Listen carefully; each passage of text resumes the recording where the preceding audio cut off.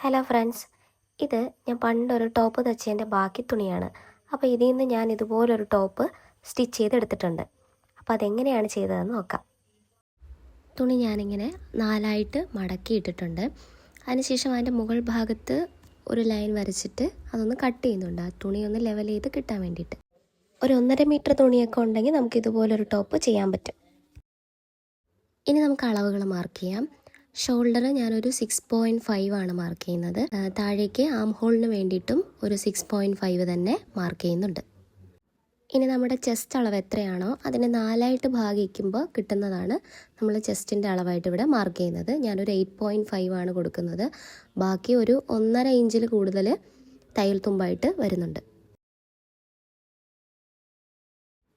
ഇനി നമുക്ക് ആ അളവുകളെല്ലാം കൂടി ഒന്ന് ജോയിൻ ചെയ്ത് വരച്ചെടുക്കാം.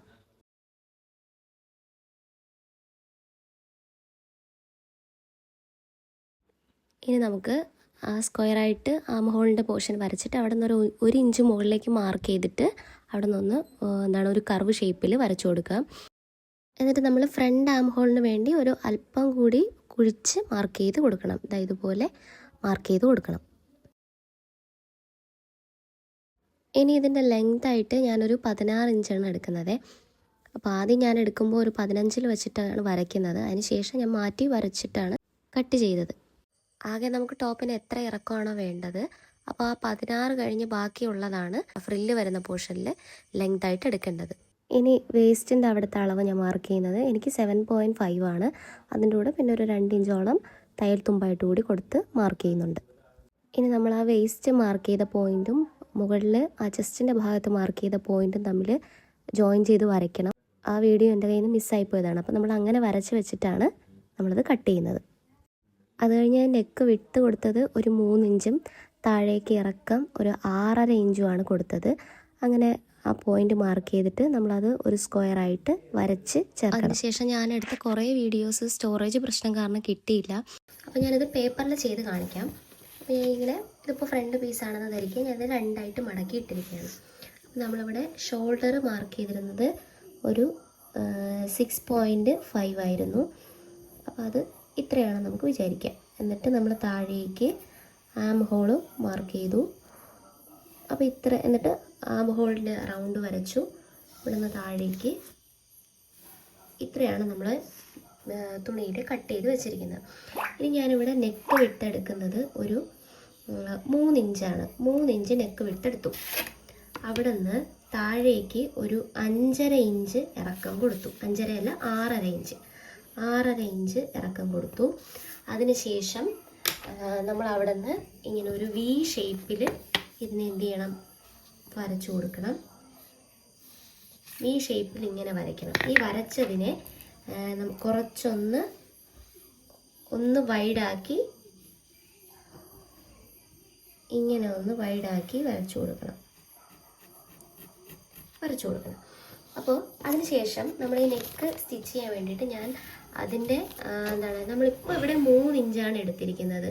ആ 3 പ്ലസ് ഒരു ഇഞ്ചും കൂടി എക്സ്ട്രാ വരുന്ന രീതിയിൽ വേറൊരു തുണി എടുത്തിട്ട് ഇതുപോലെ ഇങ്ങനെ 2ആയിട്ട് മടക്കി ഇതിൻ്റെ അടിയിൽ കറക്റ്റായിട്ട് ഇതിൻ്റെ അടിയിൽ ഇങ്ങനെ വെച്ച് കൊടുക്കണം. അപ്പോൾ നമ്മളിവിടെ 3 ആണ് എടുത്തതെങ്കിൽ അടിഭാഗത്ത് വരുന്ന തുണിക്ക് ഒരു ഇഞ്ചൂടെ എക്സ്ട്രാ, അതായത് 4 ഇഞ്ച് വേണം. ഇവിടെ 6.5 ഇഞ്ച് എടുത്തെങ്കിൽ അതിൻ്റെ ലെങ്തായിട്ട് ഒരു 7.5 എങ്കിലും ഉണ്ടാവണം. എന്നിട്ട് നമ്മളിതിനെ ഇതേ രീതിയിൽ വെച്ച് കട്ട് ചെയ്തെടുക്കണം.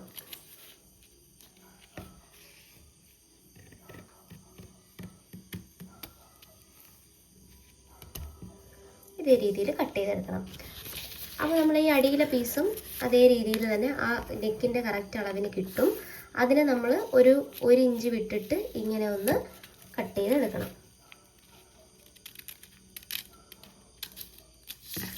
1 ഇഞ്ച് വിട്ട് കട്ട് ചെയ്തെടുക്കുമ്പോൾ നമുക്കിതാ ഇതുപോലെ കിട്ടും.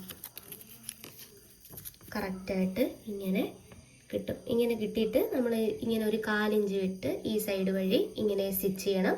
സ്റ്റിച്ച് ചെയ്തതിന് ശേഷം ഇവിടെ ഓരോ ചെറിയ കട്ട് കൊടുത്തതിന് ശേഷം ഇതിനെ മറിച്ച് ഇങ്ങനെ ഉള്ളിലേക്ക് മറിച്ച് വെച്ചിട്ട് സ്റ്റിച്ച് ചെയ്യണം. അപ്പോൾ നന്നായിട്ട് കിട്ടും. ഇതേ രീതിയിൽ തന്നെയാണ് ബാക്ക് പീസിൻ്റെയും നെക്ക് മാർക്ക് ചെയ്യുന്നത്.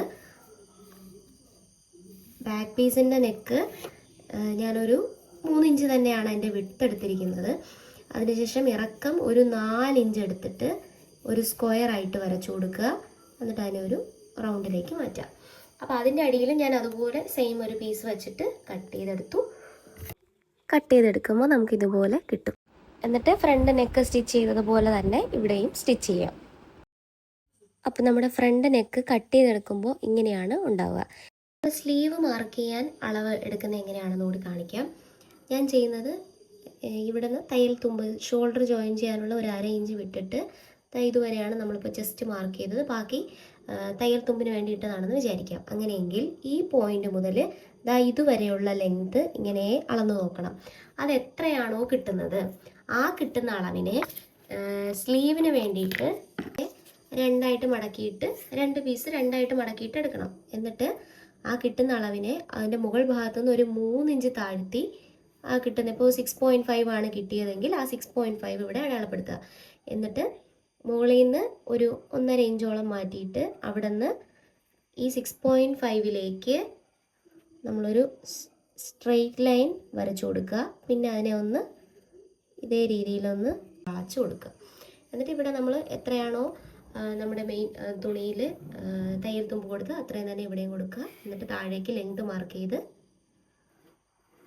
കട്ട് ചെയ്തെടുക്കണം. ഇനി നമുക്ക് ഈ സ്ലീവ് തുണിയിൽ കട്ട് ചെയ്തെടുക്കാം.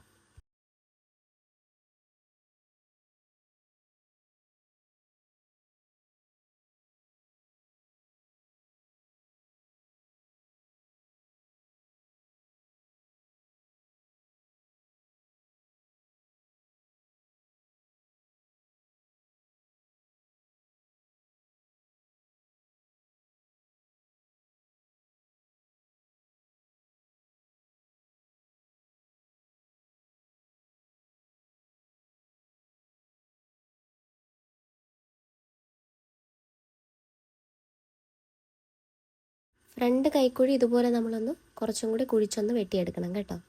ഇനി നമ്മൾ ഈ നെക്ക് സ്റ്റിച്ച് ചെയ്യാൻ വേണ്ടി കട്ട് ചെയ്തെടുത്ത പീസ് അതിൻ്റെ സൈഡൊന്ന് മടക്കി തയ്ച്ചു കൊടുക്കണം. ഇനി നമുക്ക് നെക്ക് സ്റ്റിച്ച് ചെയ്യാം. അപ്പോൾ നമ്മൾ നേരത്തെ ആ സൈഡൊക്കെ അടിച്ച് വെച്ച പീസ് നെക്കിന് മുകളിലായിട്ട് ഇതുപോലെ കറക്റ്റ് വയ്ക്കണം. എന്നിട്ട് ഒരു 1/4 ഇഞ്ച് വിട്ട് ഒന്ന് തയ്ച്ചു കൊടുക്കണം. തയ്ച്ചതിന് ശേഷം ഇതുപോലെ ആ സ്റ്റിച്ചിൽ കൊള്ളാതെ ആ സ്റ്റിച്ച് വരെ ഇങ്ങനെ നല്ല രീതിയിൽ ഇങ്ങനെ കട്ടിട്ട് കൊടുക്കണം. എന്നിട്ട് നമ്മളതിനെ തിരിച്ച് അപ്പുറത്തെ വശത്തേക്ക് തിരിച്ചിട്ടിട്ട് ഒന്ന് സ്റ്റിച്ച് ചെയ്യണം. അപ്പോൾ നമ്മൾ ഇതുപോലെ നെക്ക് തയ്ച്ചെടുത്തിട്ടുണ്ട്. ഇനി നമുക്ക് ബാക്ക് നെക്ക് കൂടി സ്റ്റിച്ച് ചെയ്യാം. ബാക്ക് നെക്കിലേക്കും നമ്മൾ ഇതുപോലെ കട്ട് ചെയ്ത ആ പീസിനെ അതിൻ്റെ സൈഡൊക്കെ ഒന്ന് അടിച്ചതിന് ശേഷം അതിൻ്റെ മുകൾ ഭാഗത്ത് വെച്ച് തയ്ച്ച് പിന്നെ അതിനെ തിരിച്ച് ഉള്ളിലേക്കാക്കിയിട്ട് ഇതുപോലെ വീണ്ടും തയ്ച്ചെടുക്കണം. ഇനി നമുക്ക് ഈ 2 പീസിൻ്റെയും നല്ല വശങ്ങൾ ചേർത്ത് വെച്ചിട്ട് ഒരു 1/2 ഇഞ്ച് വിട്ട് ഷോൾഡർ ഒന്ന് സ്റ്റിച്ച് ചെയ്തെടുക്കാം. ഷോൾഡർ സ്റ്റിച്ച് ചെയ്തതിന് ശേഷം ഷോൾഡറിൻ്റെ ആ ഒരു സെൻറ്റർ ഭാഗത്തേക്ക് നമ്മൾ കട്ട് ചെയ്ത സ്ലീവിൻ്റെയും സെൻറ്റർ കറക്റ്റായിട്ട് വെച്ച് കൊടുത്തിട്ട് തയ്ച്ചെടുക്കണം. ഇനി നമ്മൾ താഴ്ഭാഗത്ത് വരേണ്ട ആ പീസിൻ്റെ സൈഡ് ഞാൻ ഇങ്ങനെ രണ്ടായിട്ട് മടക്കി അടിച്ചു കൊടുക്കുന്നുണ്ട്. എന്നിട്ട് നമ്മൾ ആ യോക്ക് പോർഷനുമായിട്ട് അറ്റാച്ച് ചെയ്ത് കൊടുക്കേണ്ട ആ ഭാഗത്ത് ഇതുപോലെ ഒന്ന് സ്റ്റിച്ച് ചെയ്ത് കൊടുക്കണം. സ്റ്റിച്ച് ചെയ്ത് കൊടുത്തതിന് ശേഷം നമ്മൾ അതിൻ്റെ ഒരു നൂലിങ്ങനെ പിടിച്ച് വലിച്ച് അതിനെ എന്ത് ചെയ്യണം, ഒന്ന് ചുരുക്കിയെടുക്കണം. അപ്പോൾ നമ്മൾ ആ യോക്ക് പോർഷൻ്റെ ലെങ്ത്തിനെക്കാട്ടിലും കുറച്ചധികം ലെങ്ത്ത് എടുക്കണം. എന്നാലേ നമുക്ക് മാക്സിമം ഇതുപോലെ ഇങ്ങനെ ഫ്രില്ലായിട്ട് കിട്ടുകയുള്ളൂ. എന്നിട്ട് നമ്മളത് മെയിൻ പീസുമായിട്ട് ഒന്ന് വച്ച് നോക്കണം ലെങ്ത്ത് കറക്റ്റ് ആണോ എന്ന്. നീളം കുറവാണെങ്കിൽ നമ്മൾ കുറച്ചും കൂടി അതിനെ ഒന്ന് അഡ്ജസ്റ്റ് ചെയ്ത് കൊടുക്കണം. ഇല്ലെങ്കിൽ കുറച്ചും കൂടി അകത്തേക്ക് വലിച്ച് ഫ്രിൽസ് കുറച്ചുകൂടി ആക്കി കൊടുക്കാം. നിങ്ങൾക്ക് ടോട്ടൽ എത്ര ലെങ്ത്ത് വേണമെന്നനുസരിച്ചാണ് ഇതിൻ്റെ നീളം എടുക്കേണ്ടത്. സ്റ്റോറേജ് പ്രശ്നം കാരണം കുറേ വീഡിയോസ് എൻ്റെ നിന്ന് മിസ്സായിപ്പോയി. അതാണ് ഈ താഴത്തെ പീസിൻ്റെ ഒന്നും കട്ടിങ് ഇതിൽ കാണാത്തത്. എന്നിട്ട് ഇതിൻ്റെ നല്ല വശങ്ങൾ ചേർത്ത് വെച്ച് സ്റ്റിച്ച് ചെയ്യണം. സൈഡ് കൂടി സ്റ്റിച്ച് ചെയ്തെടുക്കണം. അപ്പോൾ ഇത്രയേ ഉള്ളൂ നമ്മുടെ ടോപ്പ്.